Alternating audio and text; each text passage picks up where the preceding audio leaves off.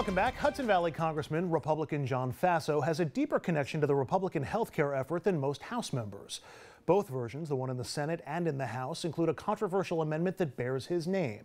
That amendment only applies to New York State and would force the state government, to pick up all the Medicaid costs currently paid by counties, except for the 5 counties in New York City. New York's the only state in the country that currently makes counties contribute to Medicaid payments. The amendment would free counties from Medicaid payments to the state, currently around $2.3 billion a year, and those counties would then likely cut property taxes with the savings. But Governor Cuomo has pledged he'll find another way to make up that money, perhaps with a special Faso-Collins tax. I spoke at length with the congressman about his Faso-Collins amendment. Let's talk a little bit about the amendment that bears your name, the Collins-Faso or Faso-Collins amendment. It blocks the state from charging counties for Medicaid. Your amendment was added to the House bill. It's also in the Senate bill. The House bill passed by 4 votes in total. Your amendment guaranteed yes votes from every Republican member in New York State except Dan Donovan. That's 8 votes, 7 plus your own. Is it safe to say without your amendment there's a chance that the AHCA would not have passed the House?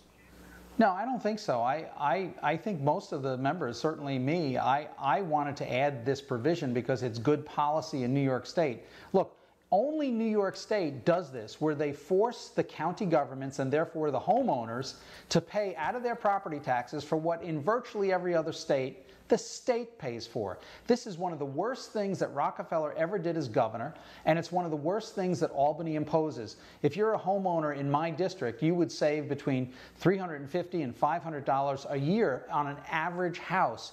If you're in other parts of the state, you could even save more, I mean, on a typically priced house. So the bottom line is that property taxes from homeowners shouldn't be going to pay for costs that the state is supposed to pay for. And this is one of the things that's driving people out of upstate New York. Every single county in my district has lost population in the last 5 years. We're literally hemorrhaging people and jobs, and one of the main reasons people leave, their property taxes are too high. This addresses it, and we're finally, after 2 years from now, would be forcing, if this is enacted, forcing Albany to finally deal with this.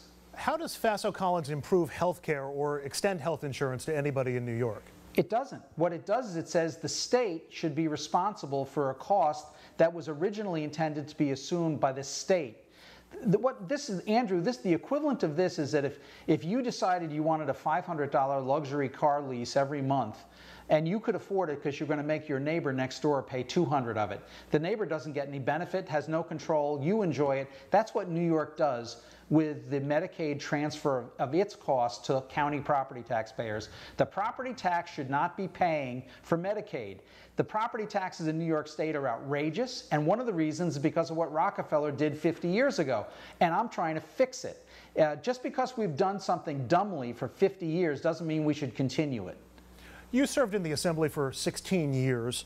I'm wondering, first of all, in your time on the Assembly, if the federal government or a federal law had mandated changes in a state application, how you would have responded to that. And also, given the fact that so many Republicans are so pro-states' rights, this seems like it would be in conflict with sort of letting the state make its own laws, isn't it? No, I think, frankly, these are New York representatives that are bringing this forward because Albany won't act. These are our property taxpayers we're trying to defend and help and keep them in our state. But, you know, the federal government has done this before. They've said, for instance, that if you don't adopt a 21-year-old drinking age, you lose highway money. So, I mean, this is not unusual. We are focused on New York State because we represent New York, and we're trying to change this policy. Governor Cuomo doesn't like it because I think even though Mario Cuomo supported this, it wasn't his idea. And Governor Cuomo doesn't like to be told what to do. Well, you know what? He's wasting hundreds of millions, indeed billions of dollars. He's got $1 billion for a private company to build a solar plant in Buffalo. $1 billion. He spends hundreds of millions of dollars each year through Medicaid on things that don't relate to health insurance, that don't relate to health care, that he spends through Medicaid. So, you know, frankly, the state budget can afford this. The $2 billion cost after 2020 is something that's affordable, and it's key, in my mind, to keeping people in New York State and not driving them out due to high property taxes. Talk to anyone in your viewing area, Andrew, and virtually every one of them will tell you that the property tax burden in New York is more onerous, more confiscatory, and more unfair than virtually every other state. You go to Massachusetts, it's lower. And many people in my district are fleeing to places like North Carolina, Florida, South Carolina. And one of the main reasons they do? High property taxes. The governor has already said, he's first of all called it a shell game, the Faso-Collins amendment. Says it'll force every resident of the state to pay what he calls a Faso-Collins federal tax added on to local property taxes. And then he says, if it passes, you and other members of the delegation will have to answer to the people of the state for it. You're going to be on the ballot in 2018. So is Andrew Cuomo.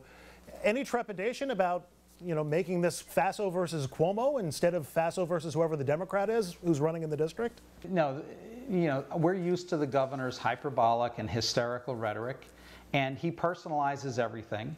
And that's the exactly wrong thing to do. What we should be doing is improving the business climate in New York State, improving the tax climate so people can afford to stay here. The only way people come to New York State, especially upstate, is if they get state incentives or grants to come. They won't come because of the tax situation otherwise.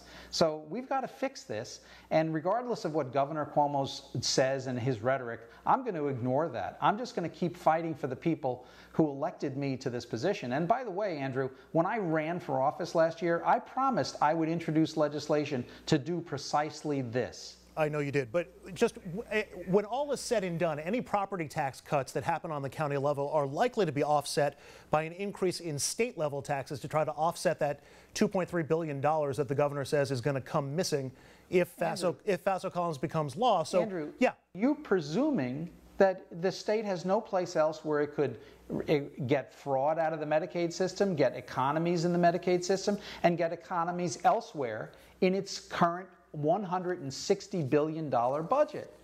We can't presume that there's nowhere in that $160 billion budget that they can't cut. The governor he's spending $40 million this year to put New York State troopers in New York City where they're absolutely not necessary. So there are many areas in state spending that are wasteful, inefficient, or unnecessary. And that's what he should do. He should look at his own budget, $160 billion, and take this burden off of the property taxpayers. After all, governors in 49 other states seem to be able to do it. Why can't he? Later in the show, we're going to look at President Trump's latest tweets attacking the media. Up next, we ask Congressman Faso whether he supports the president and his Twitter habit or thinks this is beneath the dignity of the office.